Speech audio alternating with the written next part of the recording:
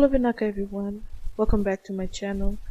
I'd like to also thank you for using this platform to help you with your revision, and to all those who are my new subscribers or those who are viewing my channel for the first time, I welcome you, and those who are my avid followers, thank you so much.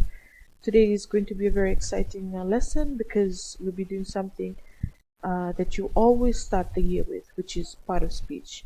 Starting from primary school or lower level up till high school, from year 9 to year 13. In Fiji, usually the first week of school, we do parts of speech.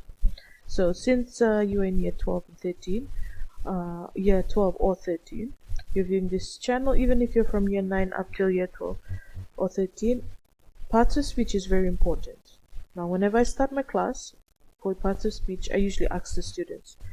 In kindergarten, we started with our alphabets. Moving on, then we had words. Now, words are very important. However, in order to make coherent or sentences that make sense, these words have a function. That's where parts of speech come in.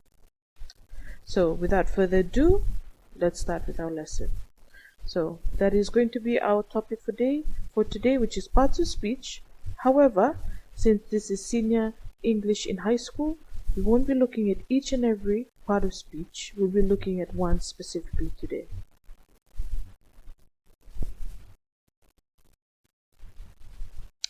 Alright, so this is our lesson objective. So what will happen during this lesson today? So at the end of this lesson, you should be able to generally define and identify the different parts of speech, and our main lesson today, which is identify a preposition and its role. So we are going to look at prepositions. So that should be at the back of your mind. Prepositions are very important, and in senior language, this also helps you with proper English. And to avoid grammatical errors, you need to know the purpose of a preposition. Alright, moving on. Now let's meet the parts of speech. So we have 8. There are 8 parts of speech in English. We have the first one, which is noun. Now remember, nouns are naming words. Then you have your different types of nouns. So we're not going to really delve into it. We're just going to generally define. So noun are naming words. Pronoun. Students, many of you have amnesia when it comes to pronoun. You've been learning this since lower level. Pronouns replaces the noun. Alright, so pronouns examples are she, he, they, them. That is pronoun. Then you have verbs, which are doing words. Adjective, they describe the noun. Okay, let's look at this picture. So what is the adjective? So we're describing. So first of all, identify the noun. It is a girl or a woman. She's doing a verb, which is probably washing the dishes.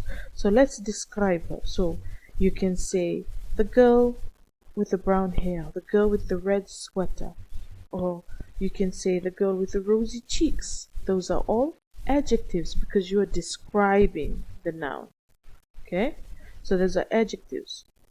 Going back to verb doing words. So she is brushing her teeth.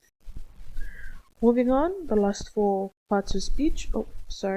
The last 4 parts of speech, you have adverbs, which is it modifies or describes the noun. So it usually ends with a ly. I'm not saying they all adverbs ends with a ly, but usually they end with ly. That's how we can identify an adverb. So later on, I will be having lessons specifically on adverb, conjunction, interjection, and adjective. But today, this is our main fala here. So we're going to look at prepositions.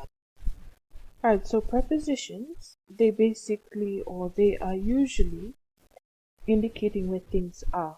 They show relationships between nouns, and in a sentence, they also create a sensical idea of what you are reading. Now remember, English is meant to make sense, or any sentences, when you're communicating with someone, it needs to make sense. So words are to be placed in such a way where your communication is coherent, or we understand the speaker. So prepositions is where we are going to see what is the role of it. Yeah? All right, so let's move on.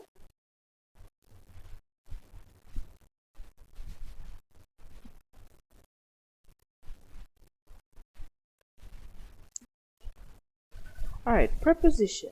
So let's first define what is a preposition. So a preposition is a word which precedes. Okay, precedes means it comes before a noun or a pronoun to show the noun's or the pronoun's relationship to another word in the sentence. Now the word preposition comes from the idea of being positioned before. Now it is not true to say that a preposition always precedes a noun or always comes before a noun. Right, but it does most of the time. So it usually comes in front. All prepositions, they come before a noun or a pronoun. Okay, let's look at examples. These are the list of words that you can identify as prepositions. So above, about, across, against, along, among, around, at, before, behind, etc. So these videos you can always pause, take notes. You can list down the examples of prepositions and even the definition. Now this is the most easiest definition. Now preposition is a word which precedes or comes before a noun, and it shows the relationship from one noun to another noun. So those are the definition and the exact examples of a preposition. So now we're going to look at within a sentence. So before that, let's look at the role of a preposition, or what does it do within a sentence. So the role of preposition is important when constructing sentences. So if you're watching this and this is your first week of school of 2024, most of your teachers will be asking you as your first assignment or your first writing task is to write either an essay or a paragraph about your school holidays or about the climate change, how recently we've been experiencing heavy rain, what effect or what are the effects of it to our nation. So you are going to be constructing sentences. So they are important in sentences, the role of preposition. So that is why we start off with parts of speech, so you know where the words are to be positioned in a sentence to make paragraphs and therefore continuing to make good essays. So preposition, they are important for constructing sentences. They sit before the noun, so that's what precedes mean. And they show the noun's relationship to another word in the sentence. Okay, all right, let's look at examples. All right, so these are two sentences, and from these sentences I want you to pause without looking at the notes that are below and identify which is the preposition. So the first sentence is, it is a container for butter. The eagle soared above the clouds. Have you identified the preposition? Okay, let's see whether you're correct. So it is a container for butter. If you said for is the preposition, you're correct. Why? Because it is showing the relationship between the butter and container, or the container and butter. It cannot be it is a, because it is a, the word it is a noun, yes, but what is it comparing it to? So is a verb and are is a article. So it is a container, so that is our noun, for preposition and butter. Now the preposition for shows the relationship between butter and container. Okay, our next example, the eagle soared above the clouds. Now if you said above is our preposition, you're correct. So the preposition above shows the relationship between the clouds and soared. Okay, so you are going to also look at how does it make sense that above becomes a preposition? I use the example most times placing a book on the table and a pencil on top of the book. So I identified to the students, okay, kids, where is the pencil? So some of them will say, oh, it's on top of the book. Or most of them will say it. So on top or above the table. It's not on the floor. So that is showing the relationship of things, or it indicates what the question or what are you trying to identify. Right? So those are the examples of preposition. Alright, let's move on. We will now look at some of the pitfalls. Okay, some of the pitfalls or some of the problems with prepositions. Some of you kids find these as confusion or confusing pairs. So usually we don't usually ask or we say confusing pairs. They'll come as homonyms. They may sound the same, but they have different meanings. So let's look at some pitfalls or some problems with preposition. So many of you writers or many of you students, you have issues with accept and accept, past and past, into and into. So which of these two are preposition? So let's see. Okay, first one, accept versus accept. So which one? Now some writers confuse the words accept and accept. The word accept is a preposition. It has a meaning similar to not including. For example, I know everybody except Tony. Now the preposition accept, this one, shows the relationship between Tony and everybody. Alright, now the word accept on the other hand is a verb. Alright, so accept is a verb, accept is, yes, preposition. Moving on, we have past and past. Now the word past can be used as a preposition, whereas past cannot. So past, preposition, past is not a preposition. Now the word past is a verb that relates to the action of passing. Okay, for example, Jennifer passed the exam. Verb. She passed the salt. Verb. Now the word past can be used as a preposition. It went past the post. Can also use as an adjective. He believes he was a prince in a past life. Lastly, a noun.